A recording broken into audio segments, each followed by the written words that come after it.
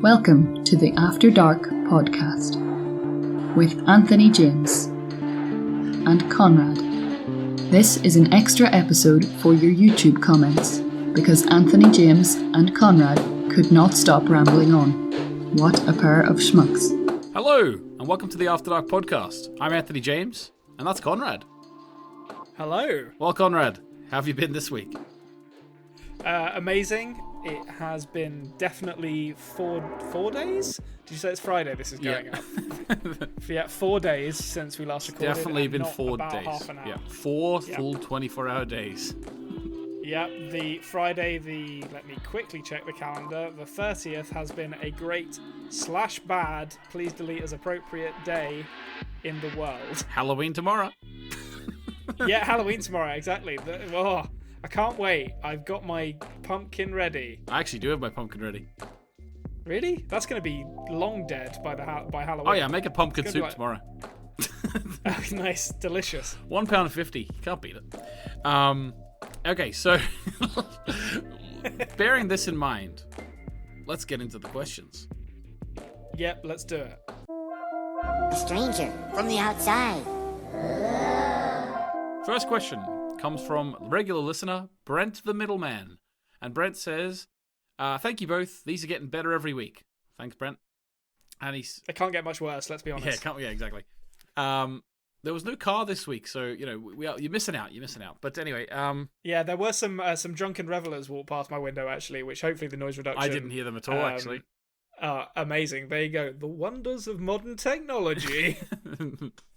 All right, awesome. So Brent asks, I know Konrad is excited about his Jonas is Adam theory seemingly being verified, and at the risk of being a bit of a Bartos here, but has Konrad considered the possibility that Adam might be lying?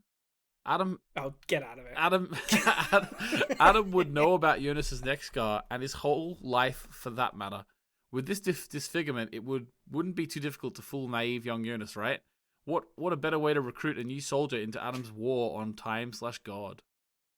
I think Brent makes a good point here, but I'm gonna put my foot down now and say if it's revealed later in the season that Adam is lying and he isn't actually Jonas, I'm still having the points for that. Because Jonas believed it, and that's what I base all of my theories off of. Whether Jonas believes it. Yeah, whether Jonas believes it or not. So yeah, I that is a good point though. I mean, he's manipulating Jonas in other ways, I suspect. So he could potentially be lying. He certainly lied about other pretty important stuff to other characters. Yeah, and I just will say, at the end of season 1, I put fandom theories to Konrad about what everyone thought coming out of season 1. There's a theory about Adam's identity that fans held coming out of season 2. Not every fan, but some fans. So we'll be putting them to Konrad at the end of the season. Oh, what? Even after he comes out and says he's actually Jonas. Yeah. There was a There's always been a contingent of the fans, especially before season 3 came out, who believed that he could be someone else. Interesting. Okay, cool. I'll look forward to hearing that. I, like you, never bought into that. I trust people at their word. I'm a trusting individual. Exactly. So question 2. If there's time, there's plenty of time. You're the first question. Lily, we can luxuriate in this. Yeah, look, we go so slow in the first few, and then when we get to the last one, so I'm just like, bang, bang, bang. Yeah. All right, so Brent asks, Konrad said that since there is an Adam and a Noah, there must be an Eve and a God. He speculated that Tannhaus could be God, but who would be his choice for Eve?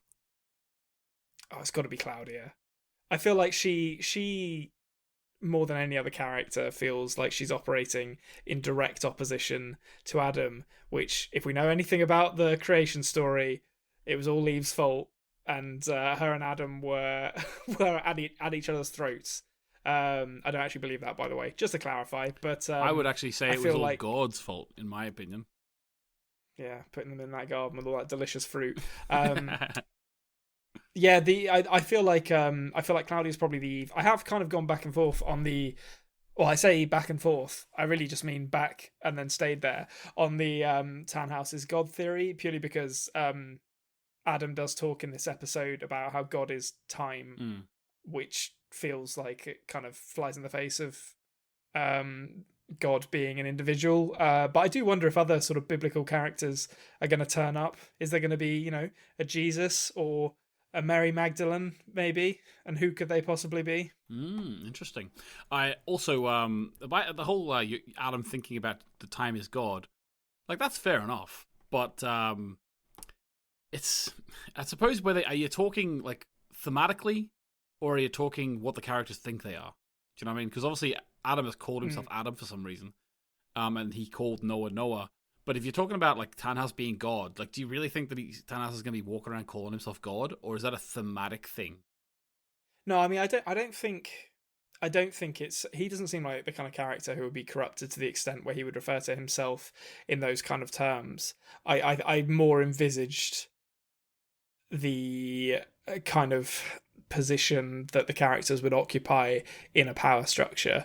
So I mean, Adam, I'm interested to see where those names came from, whether that's ever explained, because there's kind of a pageantry to calling yourself Adam and calling your right hand man Noah that I do appreciate, but it's, oh, here comes a motorbike. No, it went a different direction. I heard it. Let's see. As if on command. And if the listeners didn't hear that, then the noise reduction post worked. There we go. Our new editing techniques are worth their weight in gold. Or if they didn't work, well, what are you going to do?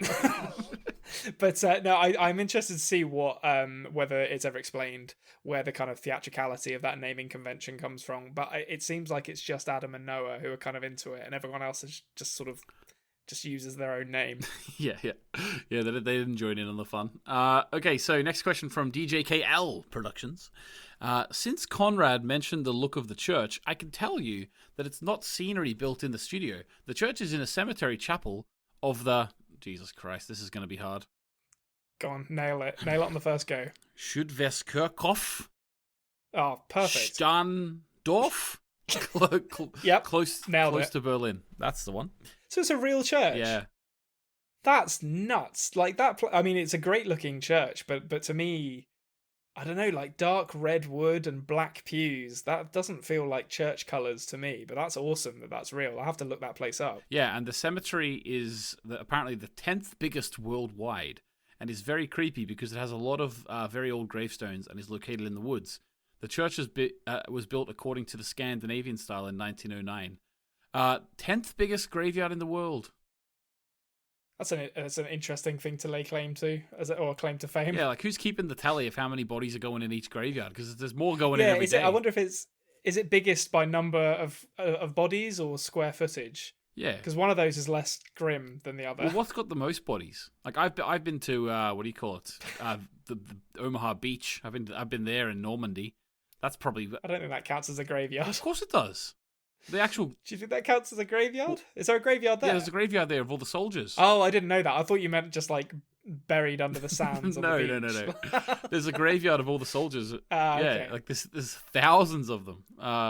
Having said that, like it's like no more, like no one else can get into that graveyard. I don't think when they die. So maybe. Well, unless you're really ironically like die on one of the tours of the beach, and then you are allowed to. Yeah. You are allowed to go in. Only reenactment deaths can get in. Yeah. Yeah. I feel like it's probably going to be somewhere in China, if I'm honest. Like China tends to have like the biggest kind of man-made structures, so the biggest graveyard. I could definitely see it being in China somewhere. Yeah. Okay. All right. Thanks for that. So Wesley. Wasn't really a question there, but it was interesting nonetheless. That was a very interesting fact. Yeah. So Wesley says, "I enjoy listening to the show, guys. Thank you. It makes me feel less crazy for taking notes when I watched it the first time. I just wanted to point out that the line "Ich bin du" in Dark has a double meaning in German. I am not a German speaker, so someone who might be able to explain this better. So Wesley says, I might be wrong, as I haven't watched it in a while. I'll just stop you there for 1 second. I am a German speaker, so I'll be able to confirm this. Carry on, please. Yeah, okay. I might be wrong, as I haven't watched it in a while, but the line is preceded by the question, "Who are you?" or "Wer bist Sie?" Sie is the formal of which of you, which suggests an elder or someone senior. The reply uses "du" or "you," du, which means you, which is informal. Therefore, the answer also adds to the speakers are on the same level. And Adam could have easily answered with "Ich bin Sie," which would suggest he is more senior. I think this gives the underlying idea that all actions in Dark are equal, regardless of the age, time, or person. I remember the scene with Jonas and Adam using these lines, but I might be wrong. What do you think? I don't think you could ever say. What do you think, her Konrad? Hold on. I don't think you could ever say "Ich bin Sie." But hold on, I've got to go through my. But you just said it. I don't even know what these are called.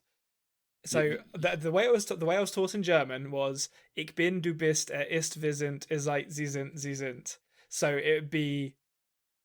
I don't think that would work. I'm not sure. So so cards on the table. Those of you who are German speaking may have noticed that I'm not actually a German speaker. So if someone could correct me, that'd be great. I don't think that works, but I'm happy to be proven wrong because my German knowledge is not good. If that's true, that is really interesting though. That there is a double meaning there, and I certainly wouldn't put it past Jan Fries to stick that in there. Okay, thanks very much, Vesley. See what I did there? Nice. Thank you. All right, so Cy Roth says, "Hey fellas, not really a dark question. We've had two facts or something so far, and then we'll get one that isn't a dark question. But you know what? I'm all for it. And not really a dark question. Actually, not a dark question at all. So when you, Anthony, that's me, started your dark YouTube channel affair." How come an affair? Yeah, it's an affair. It implies you're cheating on someone. Yeah, exactly. Well, I'm spending a lot of time editing videos rather than with my wife watching TV, so I kind of am. The internet is your mistress. Yeah. So how come Konrad didn't support your endeavor and watch your first videos? Great for us as he wasn't spoiled, but come on, Konrad, support your mates. Anyway, top job, guys. Cheers. All right, so there's actually a real answer to this question. The answer is that I didn't tell anyone that I was doing a YouTube channel before I asked Konrad to do the podcast for me. So by the time he knew I had a YouTube channel, he already knew that he was going to be doing the podcast. Yeah, the first I heard about your YouTube channel was you texting me and being like, "Do you remember that show that I said you should watch like 2 years ago and you didn't? Do you want to do a podcast about it?" And then I was exposed to the wonderful world of all the videos that you make that I can't watch because they will spoil Dark for me. Although I do watch your other videos. Oh, lovely. Even the new one on The Expanse where I blow my nose accidentally. I haven't watched that yet, but I will be sure to leave a comment on it and say, "Lol, look at this noob." Guys, go and watch my Expanse season 4, and around 5 minutes 20 in, I blow my nose. I meant to edit it out, but I didn't. Give me some constructive criticism. Am I doing a good job there? Is there something I could be doing better? Yeah. Give me some constructive criticism. Right. Right, okay. So Brent then actually came in and talked. We're sort of just reading off the discussions in the chat now, in nice. The comments. But Brent comes in and says, "At Sai, I can take a stab at this one because his first videos were about Dark and Konrad hadn't watched it. It's a simple answer, Brent. But you're right. It's Brent's nailed it. Brent's nailed it. It's as simple as that. If Konrad had watched my first videos, I would have been very angry at him because we wouldn't have been able to do the podcast. All right, so Jamie Jett asks, "What is Konrad's go-to celebration dance when one of his theories is proved correct?"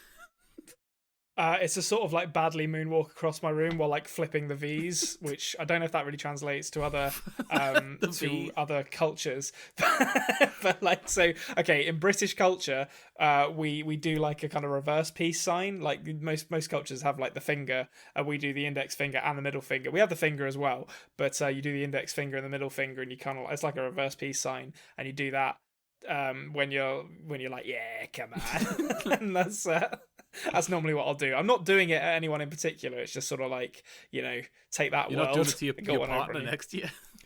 I mean, she is in the room when I'm doing it, and she may feel like she is being subjected to it, but that's entirely her own interpretation of the move. Like, I take no responsibility for that. Yeah, and I will also say, like, my the fact I have got about that, which I'm sure everyone knows at this point, but it's like sort of the popular culture fact. Everyone sort of knows it. No one knows if it's correct, but apparently the reason why British people do that is because whenever they they were really good like with a longbow. and like whenever they actually continued using a longbow even after crossbows were invented. And so whenever they would get caught by like the French in a war or something, they would actually cut the French or whoever they were would cut their fingers off. And then so what they would do is whenever they escaped or whenever they didn't get caught, they would put the two fingers up, saying, "Here, look, still got these, boys." Yeah, I think it's the Battle of Crécy or the Battle of Agincourt is what that comes from. I've never actually checked to see if that's true, but it's a fun story for it. So I choose to believe that is definitely true. Yeah, I choose to believe too. 100 Years' War, that is apparently where it dates back to. Yeah, okay, cool. So DJKL Productions has another one. I can't remember really in which episode it is revealed that Noah is Charlotte's father. It's this one. Bingo, bango, we're ready to tango in this one. But in case it is episode 5 of season 2, I would like to know from Konrad what he thinks about it. Well, we've talked about that for probably a good half an hour already. DJKL? I wouldn't want Noah to be my dad, is what I'll say. Yeah, definitely not. Because he even less my father-in-law, as we've discussed previously. If he was technically, has he broken his vow of celibacy? I mean, well, he wasn't a real priest. Assuming he ever took one. Like, I doubt. The thing with him is, like, he does quote Bible scripture, so he definitely knows the Bible. But I don't think he ever took a vow of celibacy. If he's even a Catholic priest, he might be. Oh, that's true. Actually, my mind went Catholic. He might be a Protestant priest. Yeah, like, is Protestantism a thing in Germany? I don't really know what other forms of Christianity are kind of prominent on the European mainland. Greek Orthodoxy. Yeah, I mean, I know Orthodoxy, but I don't know if Protestantism. There must have been Lutheranism was a thing in northern Germany, and that was Protestant. I think I'm getting way out of my depth here, but I think there's I'm assuming he is a Protestant priest. I don't know why, but part of me thinks there's no way Hitler was a Catholic. I mean, yeah, he didn't. I'll say this for Hitler. He didn't seem to take the Ten Commandments that seriously. No, he wasn't a true Christian. Let's be honest. Let's be honest. He wasn't a true Christian. But I don't know. I don't know why. Maybe because I grew up a Catholic, I was never told that he was. Because we wanted to disavow him from the Catholic faith. But yeah, interested to find out what religion was Hitler. Yeah, sure. Why not? Yeah. And we'll try and avoid that religion for the rest of our lives. Okay, so Acelia says, now that Konrad has seen how far characters weren't able to change things, what are his views on whether it is possible to stop the cycles or change things? If yes, how? Thanks a lot, guys. Love the podcast. Been binge listening. Oh, so I think I'm sure I mispronounced your name. I apologize. Acelia. I'm sorry, but I think they've just caught up, so this is their first comment. So welcome, welcome, and welcome along. Welcome, yeah, and you're up to date now. So give us more questions. That'll be great. So what do you think? I have to so I'm an optimist at heart, and I love a happy ending, and I hope Dark has one. And for that reason, I have to believe in my heart of hearts that there is someone out there who can change this course of events. I think it's going to be very difficult to do, or everyone would be doing it. So, which is why I've kind of landed on Claudia as the character who seems like she'd figured everything out, and she's kind of put the pieces in place for it to change. I don't think Jonas is going to be the one to change it, or, well, I'll recant that. He might be the one to change it at some point. I don't think him stopping Michael from changing it from killing himself is going to change it in the way that he wants it to be changed. Okay, awesome. Okay, next question from Jane Choi. Now, Jane starts this off in the best way possible here. I sort of have to explain this so it just doesn't come out of left field for you. I think she's referring to our your very cringy joke at the start of the last episode. Oh, nice. My great joke, I think you'll find. Okay, so Jane says, "Ich bin do like these cringy jokes." Oh boy. I mean, I'd like Jane, I'm with you on it, and I respect the commitment to carrying on the bit. But that's a rough one. Although I mean, to be fair, I haven't got a leg to stand on here, so I've got no right to give anyone advice on comedy. Yeah, okay, fair enough. Since we're halfway into the entire series, how does Konrad think the series will end? And how does Konrad personally hope the series, how do you personally hope it'll end? I think you just said you hope it's a happy ending. You can elaborate that on maybe a bit. Yeah. Oh, sorry, go on. Was there more question? Does he have any must-have or else it sucks? I.e. red line, like a line in the sand where it has to have this or it'll suck? Or is he, that he thinks this show must address by the end of the season? Or series, I should say. Not really anymore, to be honest. Like there are questions that I have left to answer, but it's so kind of open-ended at the moment. I can't really predict where the show is going to go because, I mean, I know there's another season, so I know that whatever is happening at the end of this season, there's going to be more to explore. I think, generally speaking, obviously, I'd like there to be a slightly happy ending. I'm not. I won't be unhappy if it's like a bittersweet ending, which I suspect is probably more likely given the kind of writing that we've seen in this show thus far. I don't even know what that would really look like at this point. I think I could see it being like almost we mentioned it in one of the earliest episodes, I think, talking about the similarities between this and Donnie Darko, I think, or maybe we just spoke about that. But I would kind of love it if they did a Donnie Darko style ending where someone, maybe Jonas, maybe Claudia, maybe another character, makes the sort of climactic decision to, I don't know, erase themselves from time or whatever, and that fixes things, and it cuts to a character waking up, or maybe it cuts to Jonas waking up on the, I guess, I'm trying to remember when he wakes up on the first episode. It's November, isn't it, that he wakes up in the first episode, I think. November 2019. Yeah, so maybe it like cuts to him waking up or something. Or I mean, they could end it with a montage as well. That would be a really nice way to end. But as to like what actually happens, I've not got too many hopes. I'm trying to think if I've even got anyone that I want to see like get what's coming to them. There's not that many characters that I absolutely hate anymore. In fact, I don't think there's a single one. Yeah, there's no Joffrey in this series. No, there really isn't. Like, I mean, I joke about it being Bartos, but even Bartos I feel a bit sorry for. And Ulrich has kind of had his comeuppance already. I just want everyone to have a good time, really. Yeah. Just have a pool party, you know? Yeah, I'd love that. If they play some Scar and have a pool party and everyone just, fleshes out their problems and it's all fine. Yeah, exactly.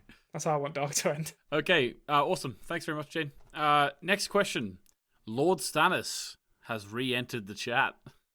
Ooh. Lord Stannis, we haven't had a question from you in quite a while. It's good to see you still a keen listener. And Lord Stannis says, very much enjoying the podcast. Definitely makes Mondays better. Well, anything we can do for you, that's great. And he says, in this episode, we see Ulrich promise to kill Aegon. And we see Noah promise to kill Adam. Will either of them succeed? I don't think I can't see Ulrich breaking out again. Like that would be almost criminally negligent if he breaks out one day and then given we know, I heavily suspect Aegon is going to die in the next episode because it'll be the 25th. If he broke out again literally the next day, there would be serious questions asked about the processes in place at that asylum.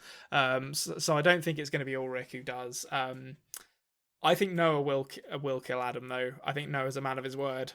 Okay. And he's gonna get the job done. Interesting. Okay, cool.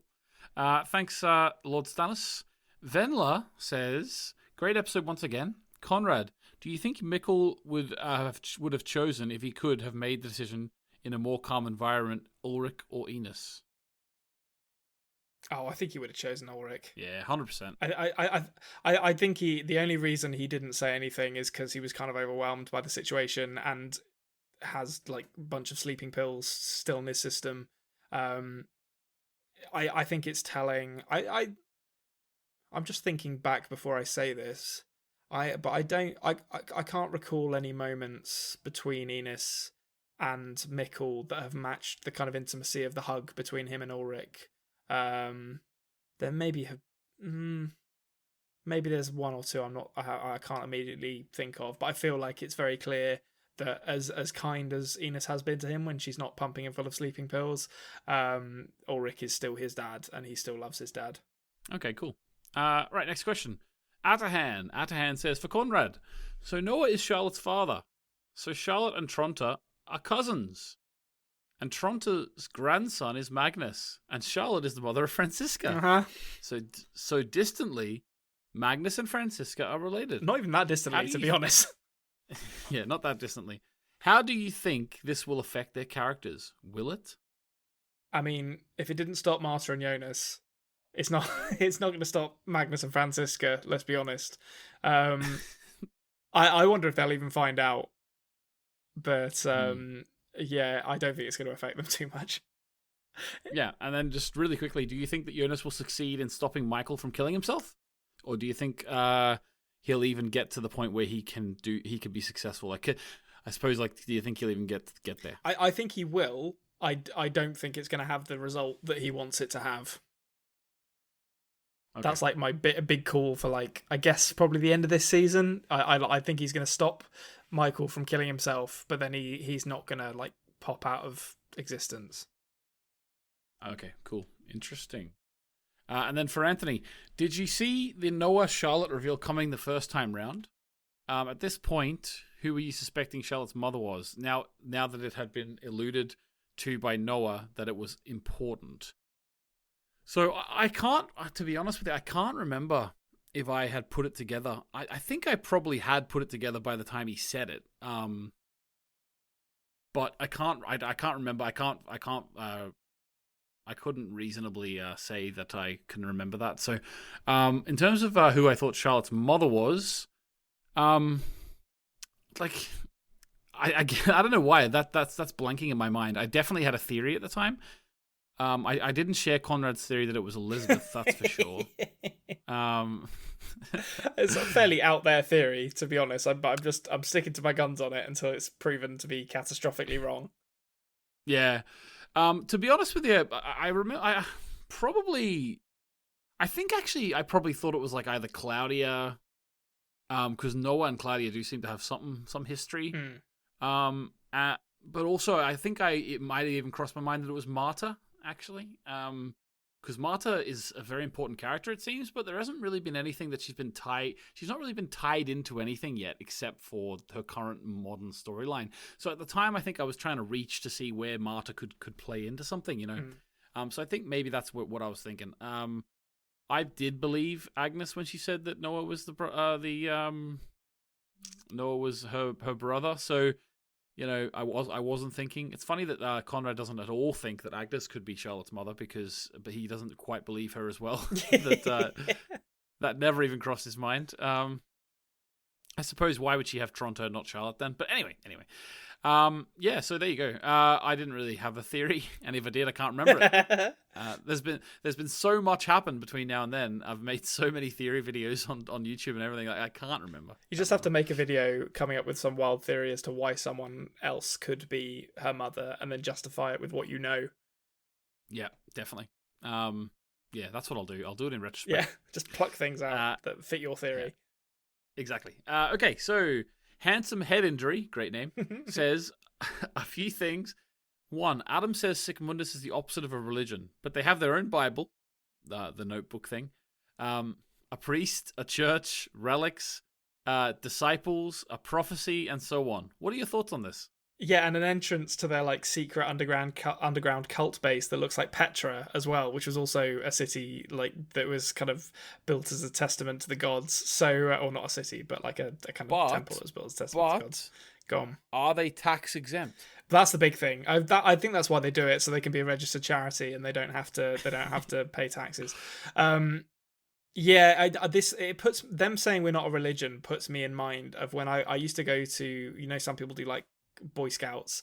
I did Boy Scouts for a little bit as well, but I also did this other thing which was like a more religious one just because it was local and it meant my mum didn't have to drive me as far to go to it.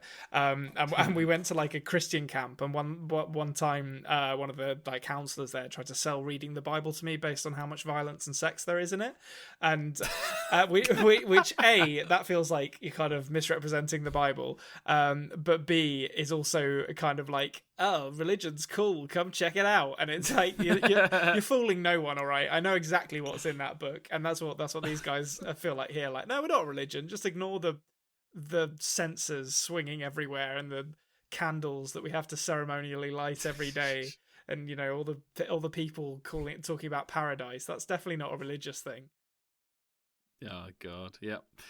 All right, so is Sigmundus as knowledgeable about everything as they believe themselves to be, or are they getting high on their own supply? Are they drinking their own Kool-Aid, so to speak? Well, I don't think any of them know anything. Like the only people who seem to know anything about it that we've sort of conclusively seen to be true is, well, I guess it's really just Adam. I was going to say Noah as well, but even Noah seems to be in the dark about a lot of really key stuff. So yeah, I mean, I've called them a cult before, and I kind of stand by it. As much as what Adam's kind of dialogue in this episode, as much as that dialogue made me feel like, oh, he does have some good ideas. He's a skilled orator. He's clearly sort of charismatic. But so was, like, is it Jim Jones? Was that the guy who did the Waco stuff? Like, so were most cult leaders. No, that wasn't Waco. Jim Jones did Jonestown. Oh, of course he did Jonestown. Yeah, I can't remember the Waco guy. But most cult leaders are charismatic and able to convince people that what they're saying isn't completely nuts. That's how cults work, and they also take in vulnerable people who are more susceptible to being brainwashed, which, based on the fact that Sigmundus seemed to get him young, might be the case here. So I'm still very much not trusting anything that Sigmundus do, and I don't think 90% of the people in it actually know what they're doing. Okay, interesting. Just on Jim Jones, you touched on that. Let me say, this is not a political statement whatsoever, but he sounds really like Trump. So if you actually listen to, like, yeah, it's true though. If you actually listen to the speech pattern of Trump, like at his rally, compared to, there's a recording of Jim Jones just before they take the Kool-Aid, right? Yeah. And it really, they have the same cadence, they have the same speech pattern. It's like, it's all a thing. It's I'm not gonna do a full impression here, but I can. But it sounds like really, really similar. Go and listen to the two. That's not a political statement whatsoever. We all know politicians are trying to get people to follow them, but go and listen to that, because it really does. Really does. Okay, last episode. Jesus, it's getting late. Last question. Last question from Handsome Head Injury. I think I've got a head injury. Not so handsome though. Noah believes Adam knew that Charlotte was his daughter the whole time. So Noah believes that Adam knew that. Did he? I don't know, because, well, Adam says that he needs the pages back from the book, and which implies that he doesn't know what's in them. And Noah had his reaction to the Charlotte news while reading those pages, so it is possible that Adam didn't know. I think the fact that Noah is of the opinion that Adam knew means that the pages don't just say, oh, by the way, Charlotte's your daughter, lol. They say, like, something about Adam and imply that Adam does already know that, or they're written in such a way as to suggest that Adam knows that. So I think he probably did, and I think it's going to come back to haunt him. Okay, awesome. AK asks, for Konrad, who do you trust more, Adam or Claudia? Oh, 100% Claudia. Team Claudia. Hashtag trust Claudia. Yeah, Team Claudia. Okay, so Gregory Sterner asks, hello to both of you guys. Hello. Your discussions have motivated me to rewatch Dark for the third time, and I noticed even more details than before. My question to both of you: when Noah saw Charlotte and said and she said, "I know who you are." Oh, this is the question I was saying about in the main episode. Charlotte says, "I know who you are. You've been killing the children." Did Noah show, for just a moment, regret for killing, or was it just regret that Charlotte knew what he did? I don't think those are mutually exclusive. Hello, by the way. I didn't say hello, like hello back when you said hello. Yeah, which is very rude of me. I don't think they're mutually exclusive. I think both of those things can be true. Which is more true? Probably. I think Noah is quite selfish. As are many characters, that's not like the worst flaw that a character can have. But I think there is certainly a realization that what he has done has cost him his relationship with his daughter. I I don't know how much guilt he feels for, the families of Eric Obendorf and Yasin, to be honest, but I'm sure there's a little bit. Yeah. It seems like that. Like, he's not a dark. He's not a black hole of emotion. I think there is a little bit there. Okay, so then Gregory goes on to say, no spoilers. I agree with you, Anthony. Episode 6 rocks. Love to see what Konrad makes of it. So wait till. If you're listening to this right now, you're within 2 days of finding out. Yeah, no, what Konrad made of it. It's coming. It's coming. So they also go on to say not many TV shows have this high of quality or can stand detailed scrutiny. But Dark can. You're exactly right there. I hope it comes out on Blu-ray or DVD sometime. I actually hope it comes out on Blu-ray as well. I'd love to have a copy of Dark. Yeah, is it not out on either of those yet? No, because it's 100% Netflix. Yeah, I guess I've never really thought about that before. I always figured that the distribution rights for the physical media would be separate to the streaming rights. But yeah, I guess if Netflix paid for it, they own both. Yeah, and I know that Baron Baudor is really good at putting some behind the scenes pictures and stuff on his Instagram after they've finished the series. But to be honest with you, these streaming services have really done a disservice to the DVD and Blu-ray industry, in my opinion, because that's where we got all the behind the scenes featurettes. Like, you used to buy a film, a series or a film on DVD, and you would literally almost get a full enough background features that it was like having a full documentary about the film you just watched. I love that. No, I mean, I still buy a lot of Criterion Collection stuff and a lot of sort of proper collector's edition Blu-rays, exactly because they come with making of documentaries and interviews with the cast, and yeah, that all those features are just gone now from streaming stuff. They're really hard to get a hold of, which is a real shame. And you get some amazing artwork in those kind of packages as well. So it'd be great if they did one for this. I guess I doubt they will, but you never know. Yeah, and also personally for me, in my family, it's a real personal thing for me too, because my wife Ema, she works in film and TV, and she's a costume designer. And she's a costume designer, but she's not at that point yet, if you know what I mean. But she works in costume. But what is so personal about it is that the reason she does that is because she was watching behind the scenes on DVDs as a kid. And she was she saw the costumes being made, and she was like, that's what I want to do. Yeah, totally. Whereas these days, kids aren't going to get that because they're just watching things streaming. There's not really much behind the scenes. I know that Disney on Disney Plus are doing that, which I really love that they are keeping it up. But it's just not as frequent as it used to be, and that's a shame in my opinion. Yeah, no, totally.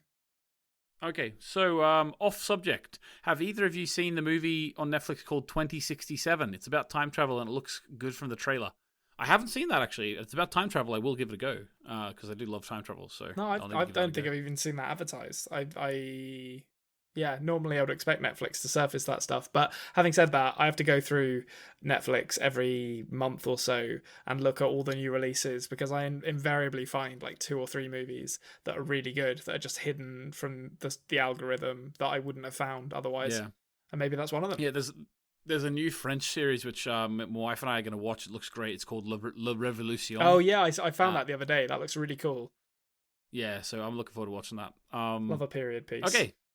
Yeah, and there's also a Flemish one called Thieves in the Wood, which my wife has watched and she absolutely loved, and now she's getting me to watch it too. So the thing is, Netflix are putting a lot of work into these foreign shows. Obviously, depending on where you live, they're foreign. But watch them. Watch them is what I would say, because the more of it, the better. So obviously, I hope Dark has actually brought a lot of people in to foreign language stuff that wouldn't have otherwise watched foreign language stuff, and hopefully they continue to watch, because it is quality stuff. Okay. Eric asks, question for Anthony. At what point in this series, now, I'm going to ask the question because Eric asked it, right? But, spoiler alert, Konrad, right? Oh, okay, right. I'm plugging my ears. I'm not really, but I'll... Yeah, at what point in this series are you planning to reveal to Konrad that Netflix has announced a dark spin-off sitcom called Time Cops? Listen, if they have done that, I want my fucking I want my fucking check, is all I'm saying. You know where to find me. Time Cops tagline. Oh.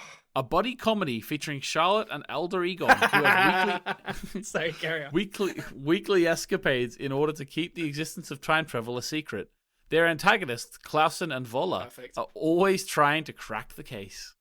I Benny Hill style hijinks ensue. would pay good money for that show to be aired, and if it does, I want my check.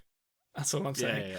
That would be amazing. There could be so many spin-offs. I mean, they're essentially, I don't know how the show's going to end, but as it stands at the moment, they could do like the sort of Marvel multiverse thing and do like a kind of Into the Spider-Verse spin-off series where it's about, I don't know, let's pick two characters. Let's say, what's Helga's mum's name?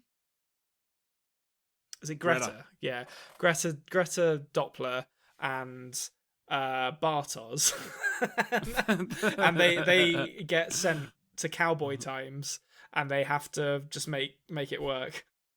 Yeah. And hold on to your side. So much possibility. So Chris says, love the show so far.